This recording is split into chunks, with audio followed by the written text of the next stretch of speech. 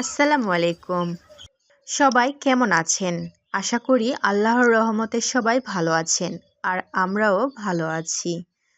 একটি মেয়ে যখন একটি বাড়ির বউ হয়ে যায় তখন তার আর কোনো রেস্ট বলে কিছু হয় না। ঘুম থেকে উঠেই তাকে দৌড় দিতে হয় কিচেনের দিকে হাঁড়ি পাতিল নিয়ে। সারাদিন কি রান্না হবে তাই নিয়ে। তো আমি আজকে সকালে কি রান্না করব সারা রাত সেটা ভেবে নিয়ে রাখি যে সকালে কি রান্না করব। এরপর ফ্রিজ থেকে বেগুনগুলো বের করলাম, কারণ আজকে ব্রকলি আলু বেগুন দিয়ে বড় মাছের ঝোল রান্না করব। তো যাই হোক, যেই না কথা সেই না কাজ, সকালে ঘুম থেকে উঠেই আগে কি রান্না করব সেটা রেডি করছিলাম। তো একটি মেয়ে বিয়ের আগে তার বাবার বাড়িতে রাজকন্যা হয়ে থাকে। বাবার বাড়িতে হাত ধুয়ে থালের পানিটুকুও ফেলতে হয় না। আর যদি মধ্যবিত্ত বা গরিব পরিবারে মেয়েদের বিয়ে হয় তাহলে রেস্ট কী জিনিস তখন তারা ভুলে যায়। কিন্তু বিয়ের আগে বাবা মা গরিব হোক বা মধ্যবিত্ত হোক বা বড়লোক হোক, সেখানে মেয়েদের একটা স্বাধীনতা আলাদা থাকে। বিয়ের পর এই স্বাধীনতা সব পরিবারে থাকে না। বিয়ের পর বিশেষ করে মধ্যবিত্ত বা গরিব ফ্যামিলিতে যারা যায় তাদের তো জীবনে রেস্ট বলতে কোনো অধ্যায় নেই। তাদেরকে সবসময় পরিবারের সবার মন জুগিয়ে চলতে হয়। শাশুড়ি কি খাবে, দেবর কি খাবে, ননদ কি খাবে, শ্বশুর কি খাবে, প্রত্যেকের আলাদা আলাদা চয়েস থাকে, কিন্তু নিজের চয়েস বলতে কিছুই থাকে না। তো পালং শাকগুলো ছিল আমাদের জমির ওঠানো। পালং শাকগুলো একটু নষ্ট হয়ে যাচ্ছিল বলে ফ্রিজে রেখে দেব, কারণ আজকে এটা রান্না করব না। তো আমি এগুলো সবগুলো একত্রিত করে নিয়ে একটা পলিতে ভরে নিয়ে নর্মাল ফ্রিজে রেখে দিলাম, কারণ পালং শাক আমার অনেক ভালো লাগে। মনে করেছিলাম এটা আজকে ভাজি করব, তো আজকে ভাজি করলাম না। আর এই যে মটরশুঁটি, যা আমি তরকারিতে ব্যবহার করব, মটরশুঁটি আমার অনেক ভালো লাগে। তো যাই হোক, কোথা থেকে যে শুরু করব বলার ভাষা পাচ্ছি না, কারণ আমার জীবনের মন খারাপগুলো আর কোথায় বলবো। মেয়ে মানুষের কিছু কিছু বিষয় আছে বিয়ের পর যেগুলো মায়ের সাথেও শেয়ার করা যায় না, আবার স্বামীকেও বলা যায় না। বাবা মার সাথে যদি শেয়ার করেন তাহলে বলবে, ওখানে তোর ভাত আর খাওয়াবো না, ডিভোর্স দিয়ে দে, চলে আয়। আর স্বামীকে যদি বলেন বা শ্বশুরবাড়ির কাউকে বলেন বা অন্য কাউকে বলেন তাহলে তারা আপনাকে খোঁটা দেবে। তো জীবনের ভিতরে মনের ভিতরে এমন কিছু কথা থাকে যা আসলে কারোর সাথে শেয়ার করা যায় না।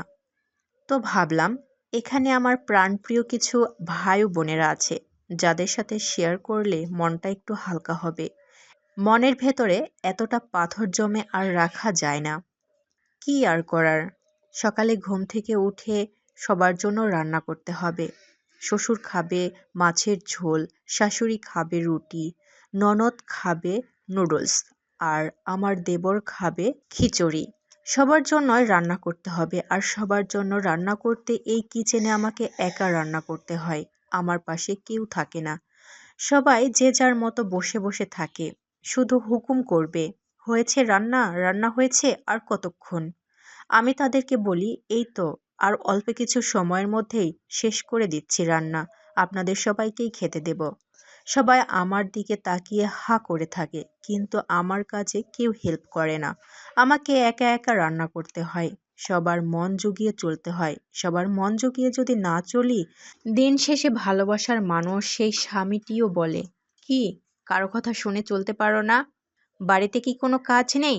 শুধু চুপচাপ বসে থাকো আর খাও। দিন শেষে এই একটা কথা শুনতেই হয়। শ্বশুরবাড়িতে যত কাজ করবেন দেখবেন তত আপনার সুনাম। যখন একটু বসে থাকবেন তখনই এসে বলবে, বউটা শুধু বসেই থাকে, কি বাড়িতে কি কোনো কাজ নেই? আসলেই তো, বাড়িতে কি কোনো কাজ নেই? কাজ করার জন্য শুধু আমি একা রয়েছি। বাড়িতে একটা ননদ রয়েছে, শাশুড়ি রয়েছে, সবাই শুধু চেয়ে চেয়ে দেখে। আমি রান্না করি, সবাই খাবার আগে সবাই এসে বসে, আর আমার খাবার সে তো অনেক পরে। সবাই খাওয়ার পর যদি একটু বাঁচে তবেই না আমার খাওয়া হয়। কি আর বলবো, মনের মানুষ স্বামী সেও দেখে না। সে কখনো বলে না, আসো আজ আমরা একসাথে খাবো, অথবা দিন শেষে তুমি কি খেয়েছো দেখি, বা কখনো আমার দিকে লক্ষ্য রাখে না। তো যাই হোক, ভাগ্য, ভাগ্যে আমার এমন একটা স্বামী এসেছে। কি আর করার, ভাগ্য তো মেনে নিতেই হবে, কিছু করার নেই।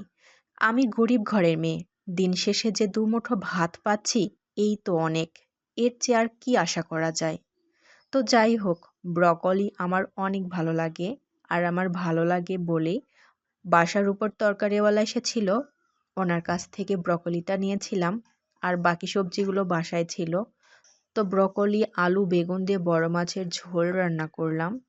এ মনে অনেক কষ্ট জমা আছে, একটা একটা করে আপনাদের সাথে শেয়ার করব। আপনারা সবাই আমার পাশে থাকেন। শ্বশুরবাড়ির সবাই আমার পাশে না থাকলেও কথা দিন আপনারা আমার পাশে থাকবেন তো। তো আজকে এ পর্যন্তই। ধন্যবাদ সবাইকে। সবাই ভালো থাকবেন আর সবার সুস্বাস্থ্য কামনা করছি।